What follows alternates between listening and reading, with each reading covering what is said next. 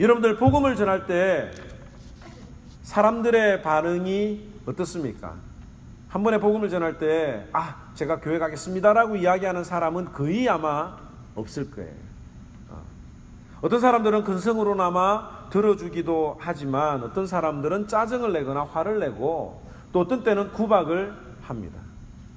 그럴 때마다 내가 왜 이런 수모를 당해야 되나? 내가 꼭 이렇게까지 해야 되나? 라고 생각을 할 때가 있습니다. 아마 여러분들 가운데 거기까지 안 가는 분들이 있을는지 몰라요. 그러나 제가 믿기로는, 제가 바라기는 우리 하모니교회 성도들이 정말 복음을 전하다가 그런 어려움이나 또 기분 나쁜 어떤 그런 일들을 많이 당했으면 좋겠습니다. 예수님도 복음을 전하다가 이런 마음을 자주 가지셨습니다. 서기관들과 바리새인들의 외식을 지적하시면서 자신을 메시아로 받아들이지 못하는, 또 자신을 위해서 보내었던 선지자들까지도 죽였던 그 유대인들을 바라보시면서 예수님이 어떤 마음을 품으셨느냐 하면 23장 끝절에 보면 예루살렘아 예루살렘아 선지자를 죽이고 내게 파송된 자들을 돌로 치는 자여, 암탉이 그 새끼를 날개 아래 모음같이 내가 내 자녀를 모으려고 한 일이 몇 번이더냐, 그러나 원하지 아니하였도다 라고 예수님께서 탄식하고 안타까워 하셨습니다. 예수님께서는 자기 백성을 향해서, 유대인들을 향해서, 우리를 향해서 늘 안타까운 마음을 가지고 계세요. 민망히 여기셨다라고 하는 그 마음으로, 불쌍히 여기는 마음으로 우리 모두가 다 하나님의 말씀을 듣기를 원하십니다. 그런데 사람들이 배척하고 하나님의 복음을 듣지 않아도 우리 주님이 언제까지 기다리시는 분은 아니라고 하는 거예요. 하나님은 우리가 생각하는 것보다 훨씬 더 인내하시고 기다려주시는 분입니다. 그런데 마지막 심판이 있다고 하는 것이 성경 여러 곳에 기록이 되어 있습니다. 예수님이 오늘 이 말씀을 통해서 하시는 내용이 뭐냐면, 자신을 믿지 않는 유대인들에게 그들이 섬기고 있던 집 예루살렘 성전이 황폐하여지고 무너지게 될 것이라고 이야기를 했습니다. 예수님이 다시 이 예루살렘에 올 때까지 주님을 더 이상 보지 못할 것이라고 예수님이 엄중하게 그들에게 경고를 했습니다. 이때 제자들이 한 일이 뭐냐면 예수님에게 성전 건물을 보여주려고 나왔어요. 누가복음에는 제자들 중 몇몇이 예루살렘 성전을 가리키면서 아름다운 돌과 아름다운 헌물로 지어진 것을 예수님에게 말했다고 이야기를 하고 있습니다. 이 제자들이 그렇게 한 이유는 뭐냐면, 예수님에게 이 예루살렘 성전을 보여주고 웅장하게 지어지는 이 예루살렘 성전에 대해서 이야기를 하는 의도가 뭐냐면, 이 성전이 그렇게 쉽게 무너지지 않을 것이라고 이야기를 해주는 거예요. 설마 무너지겠어? 이렇게 웅장하게 지어진 이 예루살렘 성전이 설마 무너지겠습니까? 라고 하는 마음으로 예수님에게 그 성전을 가리켜서 보였다라고 이야기를 하고 있습니다. 실제로 이 예루살렘 성전이 BC 19년에 시작해서 외형은 바깥은 9년 만에 끝이 났지만 세부 공사는 AD 63년에 완공이 되었습니다. 거의 한 70년 이상 이 성전 공사가 진행이 되었는데, 얼마나 규모가 웅장하고 컸던지 그리고 화려했던지 정말 사람들의 눈에 보기에도 아름다운 성전이었습니다. 예수님이 지금 이 말씀을 하고 있는 그때에도 이제 막 성전 바깥 건물은 지어졌지만 안에 공사가 한창 지금 진행되고 있을 그럴 때였습니다. 그런데 이 제자들이 그 이야기를 들으니까 믿지 못하는 거예요.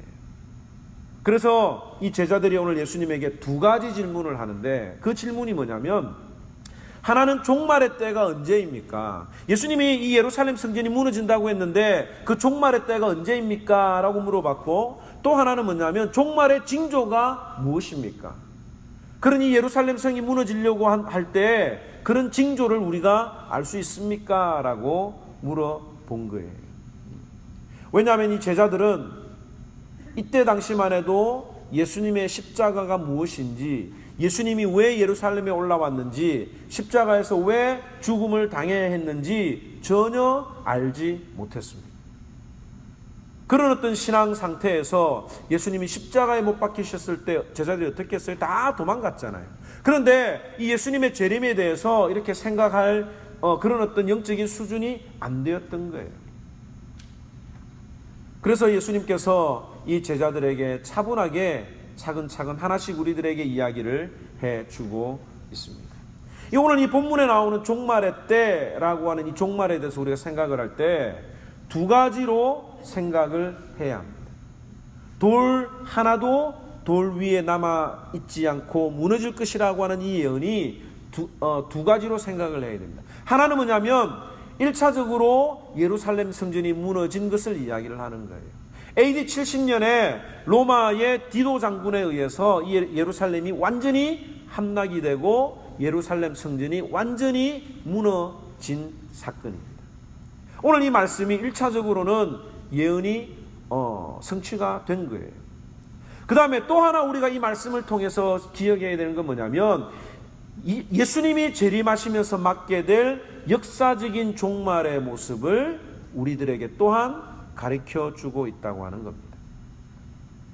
이 역사적인 종말, 이 세상의 종말에 대해서 예루살렘의 기록을 보면 요한계시록 16장 19절에 큰 지진으로 인해서 큰 성 바벨론이 세 갈래로 갈라지고 만국의 성들도 무너지며 각 섬과 산도 없어질 것이라고 이야기를 하고 있어요. 이 종말의 때가 되면 AD 70년에 예루살렘 성전이 무너졌던 것처럼 이 세상에 있는 모든 것들이 다 무너지고 세 갈래로 나누어지고 섬도 사라질 것이고 산도 없어질 것이라고 이야기를 하고 있는 거예요. 우리가 이 성경을 읽을 때 항상 늘 생각해야 되는 게 뭐냐면 그때 당시 이 성경이 쓰여질 당시에 대해서 우리가 늘 생각을 해야 합니다. 그리고 그뿐만 아니라 그 사건이 오늘 나에게 이 시대를 살아가고 있는 우리들에게 어떤 교훈을 주고 있는지에 대해서 늘 생각을 하고 적용을 시켜야 합니다. 우리가 요한계시록 지금 19장을 이번에 살펴봤는데요. 요한계시록도 마찬가지예요. 이 사도 요한이 그 밤모섬에서 계시를 받았던 그 사건은 1차적인 그 대상이 누구냐면 바로 로마 황제와 로마 시대에 박해를 받던 성도들이었습니다. 그 예언대로 큰 짐승으로 예언되었던 로마가 하나님 앞에 멸망을 당하게 되고 핍박받는 성도들에게 신앙의 자유가 주어진 거예요. 그래서 요한계시록을 읽을 때 1차적으로는 로마의 박해를 받고 있던 성도들에게 주신 말씀이고 그들에게 인내하고 기다리면 승리가 주어질 것이라고 하는 내용이 바로 요한계시록이 쓰여진 1차적인 목적입니다. 그런데 그것뿐만 아니라 이 요한계시록은 이 시대를 살아가고 있는 우리들에게 앞으로 일어날 종말의 모습도 함께 계시하고 있다고 하는 점이에요. 그러면 이 종말에 대해서 우리가 생각을 할 때 역사적으로는 AD 70년에 무너졌던 그 예루살렘 성전도 생각을 해야 되고 앞으로 마지막 날 예수님이 다시 오셔서 심판하실 그 날도 우리가 생각을 하면서 이 종말의 징조에 대해서 우리가 먼저 생각을 한번 해봐야 합니다. 예수님이 종말의 징조에 대해서 51절까지 긴 내용으로 우리에게 말씀을 해주셨습니다. 실은 우리가 이 내용에 대해서 너무 잘 들었기 때문에 잘 알고 있는 내용이에요. 정리해보면 거짓 선지자들에 대한 경고가 나오고 또 전쟁과 전쟁의 소문이 일어날 것이라고 예언을 하고 있습니다.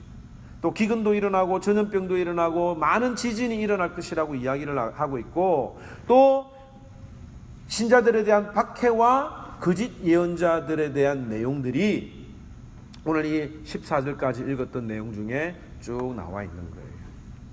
그런데 가만히 생각을 한번 해보면 이 종말의 마지막 예수님의 재림하는 그 징조에 대해서 이야기를 해주셨는데 그 징조가 오늘날이라고 해서 더 악해지거나 더 많아진 것이라고 해석하기에는 뭔가 부족한 것이 있습니다. 가만히 생각해 보면 거짓 선지자가 없었던 적이 없었어요. 초대교회에도 거짓 선지자들 때문에 많은 문제가 있었고, 그 기독교 교리를 정리하기 위해서 사도 바울이 편지를 써서 초대교회에 보냈던 것입니다.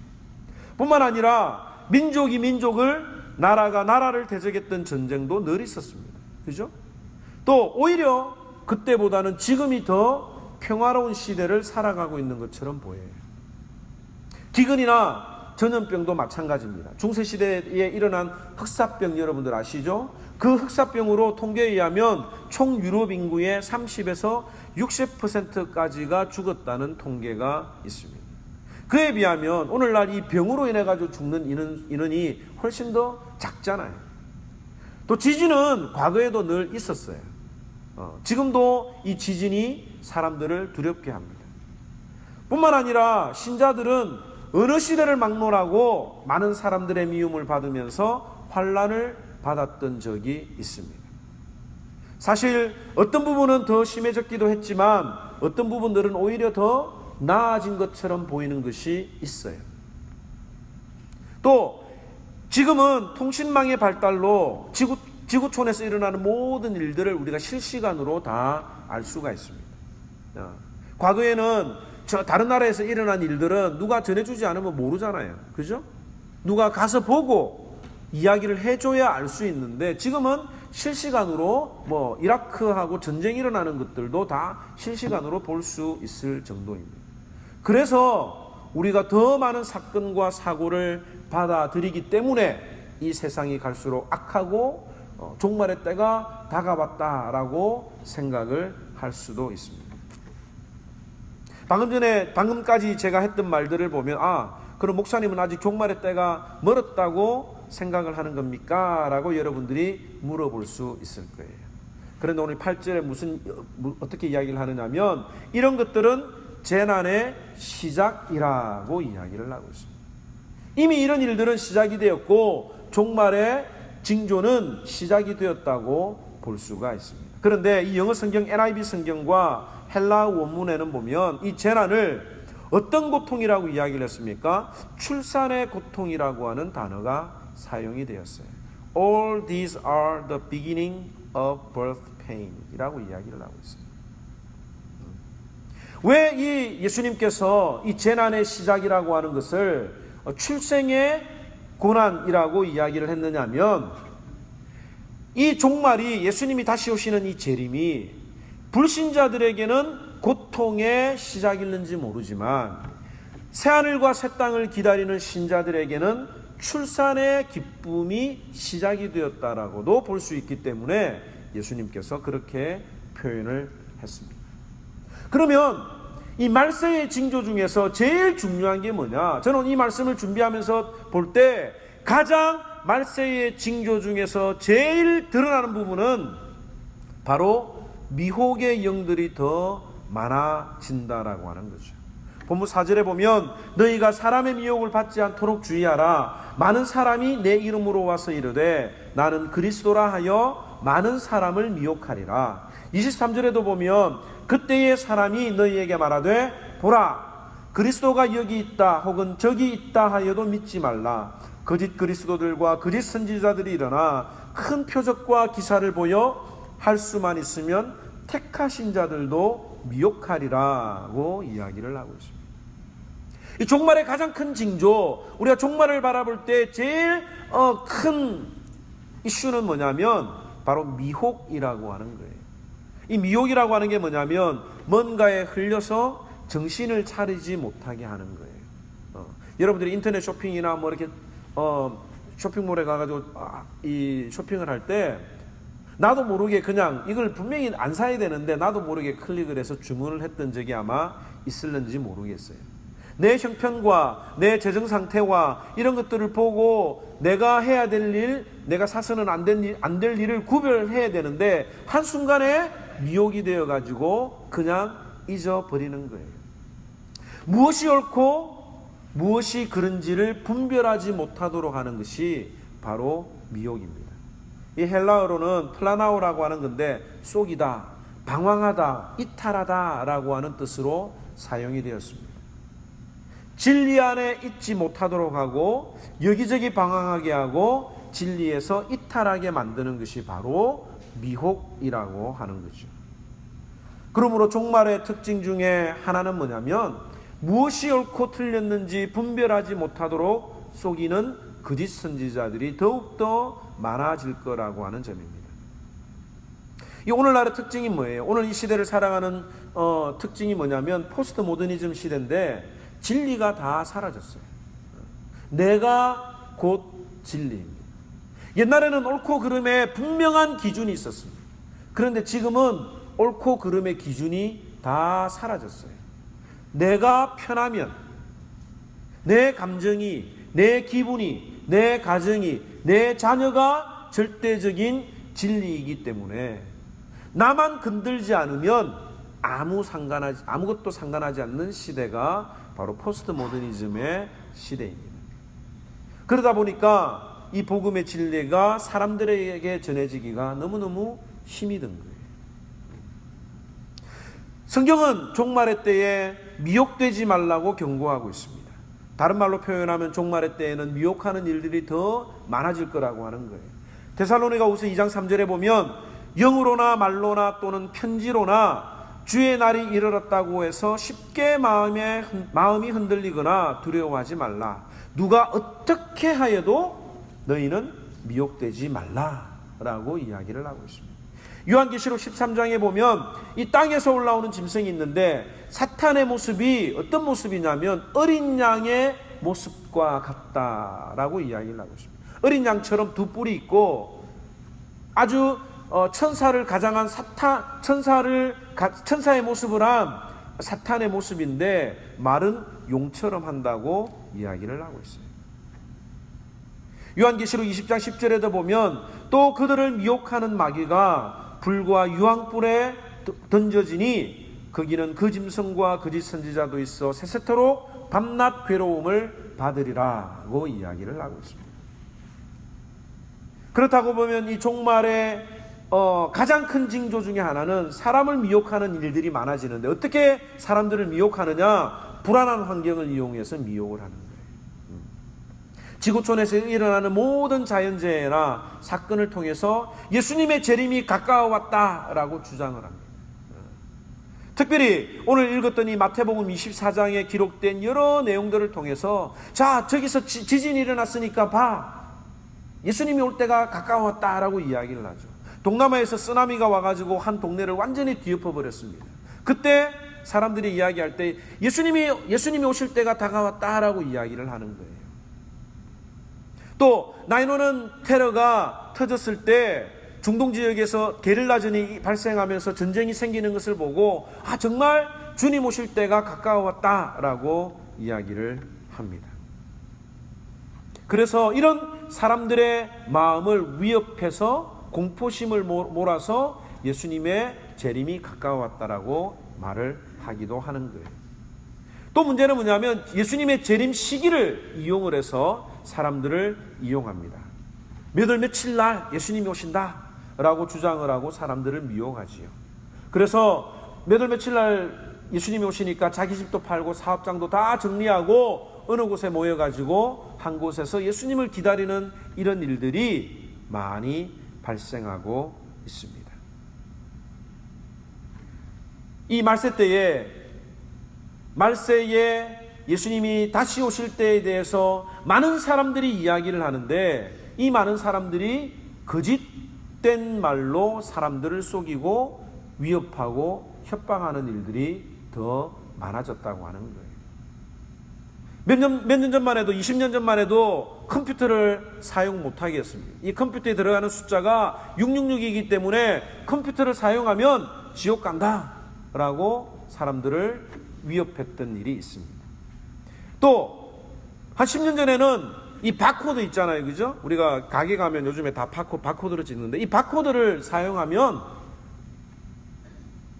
짐승의 표를 받는 거다라고 주장을 했습니다. 여러분 한 번씩 다 들어보셨죠, 그죠? 요즘에는 어디까지 나아갑니까? 베리칩. 사람의 몸에 작은 그 정보가 들어있는 그 베리칩을 받으면 이게 바로 짐승의 표기 때문에 그런 사람들은 다 지옥에 간다고 이야기를 합니다.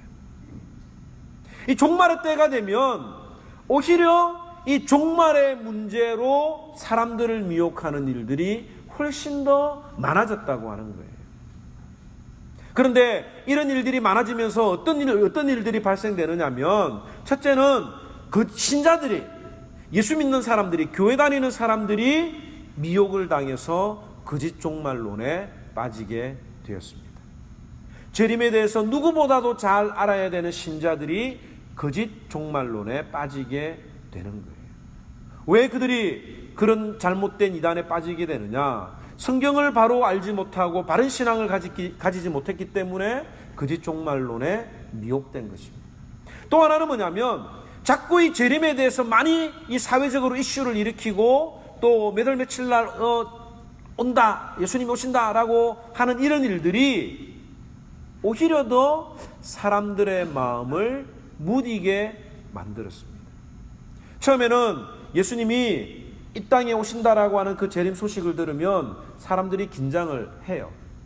제가 군에 있을 때 이장님 씨가 다가올 미래를 대비하라, 다미선교회에서 10월 28일인가 30일 날 예수님이 오신다라고 이야기를 할 때 사람들이 모두가 다 관심을 가지고 있었고, 모두가 다 방송을 보면서 예수님이 오시는지 안 오는지 다 지켜봤어요. 물론 아니라고 믿었던 사람들도 있지만, 혹 처음에는 그런 일들이 자주 생기게 되면 관심을 가진단 말이에요. 그런데 그 시간에 예수님이 오지 않으면 어떤 사람들이 어떤 반응을 합니까? 저것 봐. 저래서 기독교는 믿을 수가 없는 거예요. 오히려 재림에 대해서 그렇게 열광적으로 메시지를 전하고 마지막 때를 준비하라고 하는 그 메시지가 마치 양치기 소년처럼 사람들의 마음에 저것 봐, 안 오잖아. 당연히 성경이 틀렸으니까, 예수님이 없으니까 불발탄이 되는 거야 라고 사람들이 이야기를 합니다. 이 미혹을 통해서, 종말에 대한 이 미혹을 통해서 사탄이 원하는 것은 신자나 불신자나 재림과 심판에 대해서 무감각해지도록 만드는 것이, 그것이 바로 미혹이요, 그것이 바로 종말의 징조라고 하는 것을 우리가 깨달아야 합니다. 마지막에 대해서 우리가 너무나도 잘 알고 있어요. 그런데 그 마지막이 하도 많이 들어서 무감각해진 것이 바로 종말의 징조라고 하는 것입니다. 또 하나는 뭐냐면 이 종말의 시기에 관한 내용입니다. 제자들은 언제 예수님이 다시 오실 것인지에 대해서 물었습니다. 우리도 궁금하잖아요, 그죠? 근데 예수님께서는 날짜를 우리에게 알려주시지 않고 무화과 나무의 비유를 통해서 배우라고 말씀해 주셨습니다. 예수님이 이 무화과 나무의 비유를 말씀해 주시는 이유는 이 팔레스타인의 여름은 굉장히 빨리 찾아와요. 우리가 봄이 어느 정도 있다가 그 다음에 가을로 넘어가게 되는데, 이 예루살렘은, 이스라엘은 이 봄에서 여름으로 넘어가는 시기가 굉장히 짧다고 합니다. 언제 봄인가 싶었는데 바로 그냥 여름으로 넘어가는데, 이 이스라엘 백성들이 더위가 오는지 안 오는지를 알 수 있는 방법이 있는데, 그게 바로 무화과 나무 잎을 보는 거래요. 그래서 아직 날씨가 더워지지 않았지만 무화과 잎이 연해지면 바로 뜨거운 여름이 온다고 하는 것을 그때 사람들은 알 수가 있었던 것입니다. 마찬가지로 주님이 오시는데도 예고 없이 우리에게 오시지만 우리가 짐작할 수 있는 그런 때를 보고 알아라 라고 이야기를 해주셨어요. 어떻게 알 수 있느냐면 14절에 보면 이 천국 복음이 모든 민족에게 증언되기 위하여 온 세상에 전파되리니 그제야 끝이 온다고 말씀해 주셨습니다. 예수님이 언제 오시느냐? 온 세상에 하나님의 말씀이 전파되면 끝이 온다고 이야기를 해주셨어요. 불과 20년 전만 해도 미전도 종족 수가 약 2만 이상이었다고 해요. 2만 명이나 되는 2만이 넘는 부족들이 예수님의 복음에 대해서 한 번도 들어보지 못했는데, 최근에 2015년 상황을 보면 아직 복음이 들어가지 못한 종족이 762개 밖에 되지 않는다고 그래요. 지금 하나님의 말씀이 온 나라로 전해지고 있다고 하는 사실입니다. 또 하나는 뭐냐면 노아의 때와 같을 것이라고 이야기를 하셨어요. 37절에서 39절에 보면 노아의 때와 같이 인자의 임함도 그러하리라. 홍수전에 노아가 방주에 들어가는 날까지 사람들이 먹고 마시고 장가들고 시집가고 있으면서 홍수가 나서 저희를 다 멸하기까지 깨닫지 못하였으니 인자의 임함도 이와 같으리라고 이야기를 하고 있습니다. 이 노아의 때는 어땠습니까? 창세기 6장 5절에 보면 여호와께서 사람의 죄악이 세상에 관영함과 그 마음의 생각의 모든 계획이 항상 악했기 때문에 그 노아 시대에 사람들을 물로 심판하신 것입니다. 오늘날이 바로 그런 시대가 아닙니까?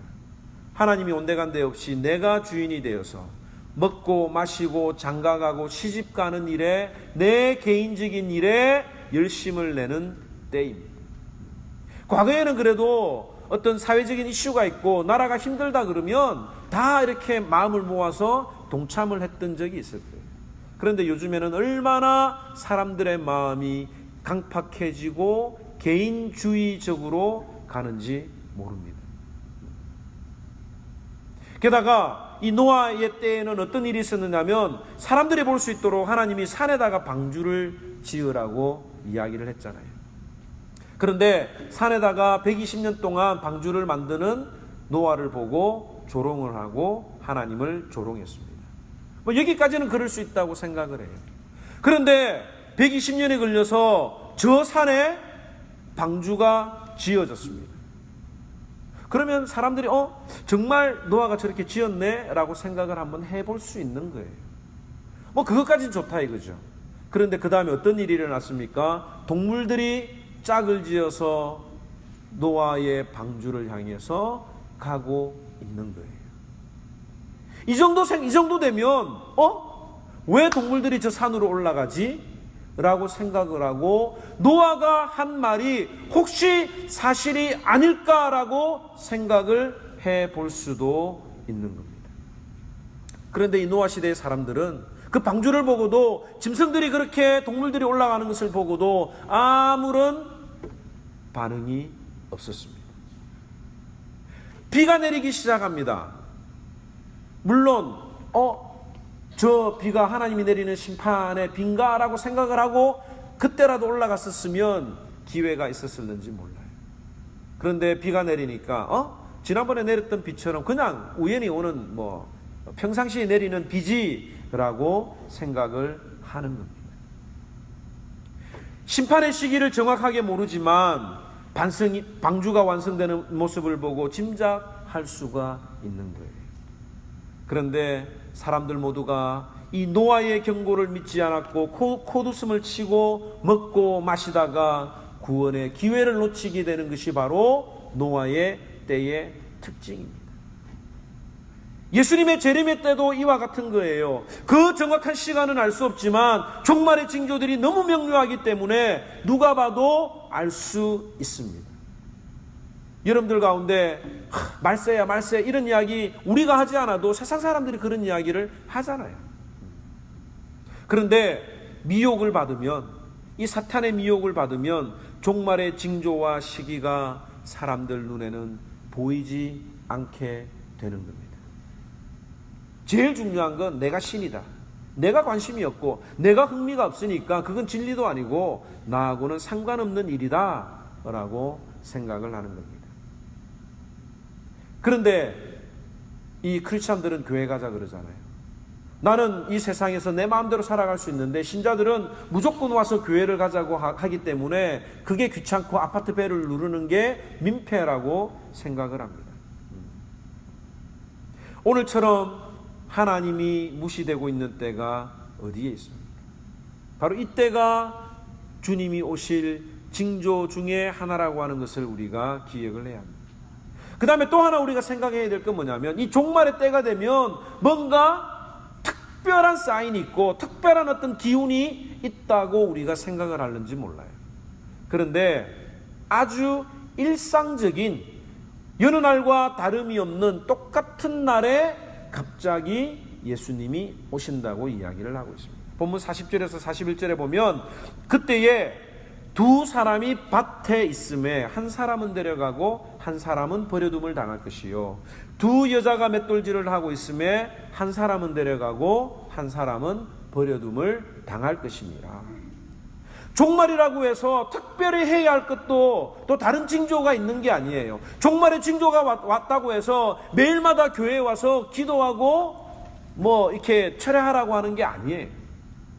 그냥 밭에서 일하다가, 그냥 주방에서 음식을 만들다가 그런 순간에 예수님이 한 사람은 데려가고 한 사람은 버려둠을 당한다고 이야기를 하고 있습니다.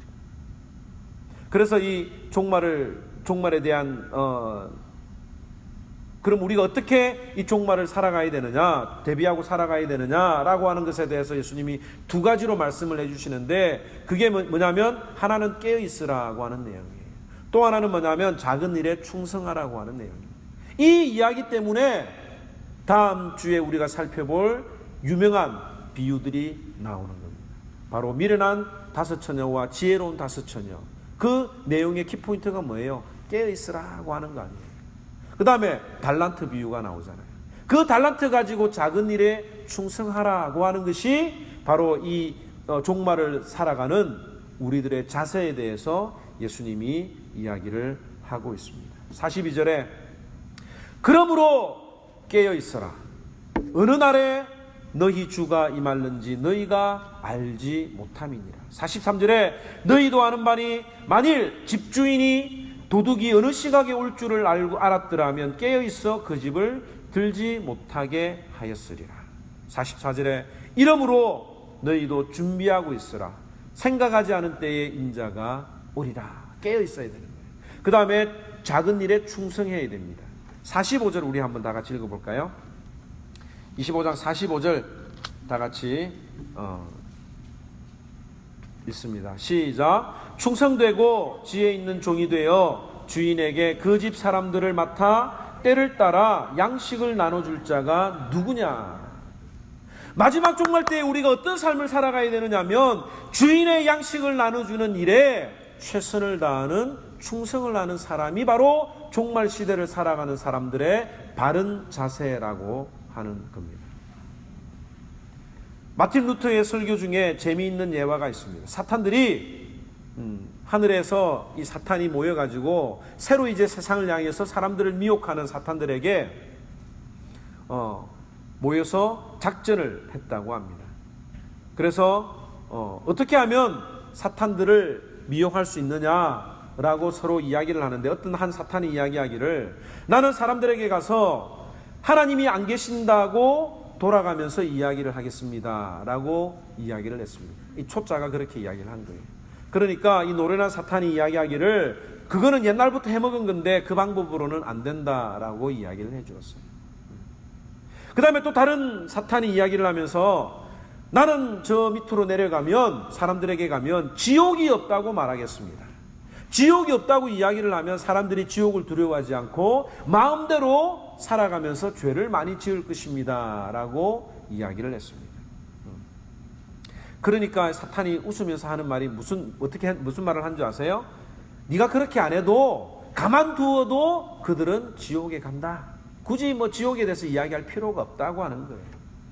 그러니까 다른 사탄이 이야기를 하는 거예요. 그러면 나는 내려가서 고난을 주겠습니다. 사람들을 괴롭게 하겠습니다 라고 이야기를 하니까 이 사탄이 이야기하기를 그렇게 하지 마라. 고통을 주면 예수 믿는 사람들은 오히려 순교를 하고 그리스도의 이름으로 욕을 당하는 것을 더 기뻐한다. 절대로 신자들을 괴롭게 하지 말라라고 이야기를 해 주었습니다. 그러니까 이 신입 사탄들이 물었어요. 그럼 도대체 어떻게 속여야 됩니까? 라고 이야기를 하니까 이렇게 이야기를 하라고 하는 거예요. 서두를 것 없고 천천히 예수 믿으세요. 천천히. 이렇게 이야기하면 된다고 말을 해 주었습니다. 누구나가 다 종말에 대해서 생각을 합니다. 그런데 천천히, 다음에 하지, 앞으로 하면 되지 라고 하는 이 말 때문에 우리가 속는 경우들이 많이 있습니다. 주님의 일을 하면서 나중에 내가 돈 많이 벌면 하지, 내가 나중에 좀 더 건강해지면 하지, 내 아이들이 좀 다 자라고 자립을 하고 좀 이제 여유가 있으면 그때 하지라고 생각을 합니다. 예수 믿는 것도, 가족들에게 전도하는 것도 별 급박함이 없어요.